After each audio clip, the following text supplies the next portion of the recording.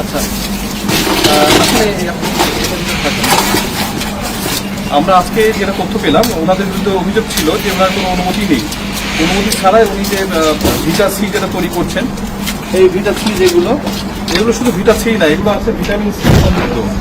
অথচ vitamin C যেটা করতে হলে ওনাকে আসলে ড্রাগ অ্যাডমিশনের অনুমোদন ছাড়া উনি আসলে এগুলো করতেই পারবেন না, লিস্টে ওনাকে অনুমতি দিবে না।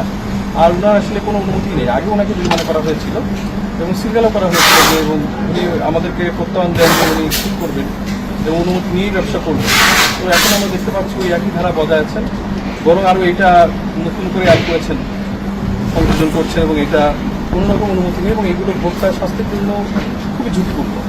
তো এই জন্য ওনাকে আমি 50 টাকা আমরা করেছি এবং পাশাপাশি উনি আমাদেরকে আজকে একটা লিখিত দিয়েছে যে এই ধরনের কাজ উনি আর করবেন না, পরবর্তীতে করলে ওনার বিরুদ্ধে সর্বোচ্চ কঠোর আইনি ব্যবস্থা গ্রহণ করা হবে।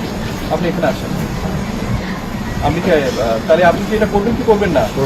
আপনার কিন্তু ওই যে আমার কাছে লিখিত আছে, তাহলে আপনি কোনো রকম বিন্দুমাত্র কোনো কিছু প্রচার করছেন না, তাহলে এগুলো ঝুঁকিপূর্ণ। আপনি দেন, এটা তো দেন, আমার কাছে দেন,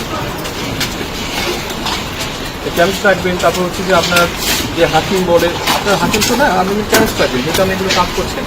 সে ছুটিতে গেলে আপনি তার দস্তখত রাখবেন, আপনি সার্জিক্যাল এগুলো ব্যবহার করবেন, আপনি যেভাবে পানি দিতে ব্যবহার করছেন, নিচে কেউ সবাই স্যান্ডেল পরে যাচ্ছে, তাদের একটা স্যান্ডেল পরার সীমা পর্যন্ত দিবেন। কারণ ওইগুলো যেগুলো বানাচ্ছেন, আপনি অনুমতি পেলেও তো ওগুলো যদি না মানেন, আপনি তো এগুলো তো ডেফিনেটলি একটা ক্ষতিকর, মানে দারুণ, মানে জীবনহানির কারণ হয়ে দাঁড়াবে এগুলো। এবং এইগুলো নষ্ট করছি, এগুলো যদি শুনতে আপনি উঠেছেন, তাহলে কিন্তু আমরা কিন্তু সঙ্গে সঙ্গে আসবো এবং আমরা এখানে বলে যাবো কিন্তু।